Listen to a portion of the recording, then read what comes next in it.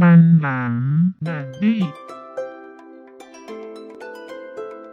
谚语是群众创作并在口头上广为流传的一种简练通俗而富有哲理性的定型化语句，是群众喜闻乐见的大众文学艺术之一。它富有情味、韵律，读起来朗朗上口，易说、易记、易用，是人民群众会的结晶，实践经验的总结。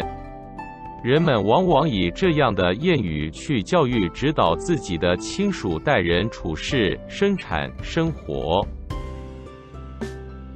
มันหลัง能力。人在人情在，人亡人情无。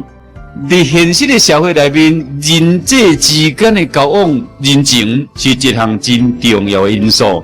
有真个生理上的投资，也是讲有一个公司有一个亏，也是讲要升官的时阵，时常会出现有人去关税，有人去讲情。这个关税就是人情的交流。找头路也好，也是讲拜托人斗相共也好，若是讲有一个有力的人士去讲情，这个代志就开成。因为是伫选举投票的时阵，更加是容易产生这款的效应。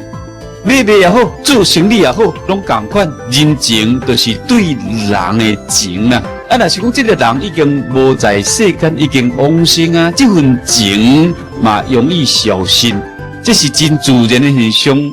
对着这款现象，当然唔通伤过头在意，嘛唔通看伤重。只要会记住讲时运勿念，受惠莫忘的道理，安尼就好。谢谢观赏。让我们一起推广咱们的母语，把影片分享去您的聊天族群，也不要忘了给我动力，订阅我的 YouTube 频道。请点按 subscribe， 再按小铃铛，谢谢，感恩。请点击下面观看同一系列的影片。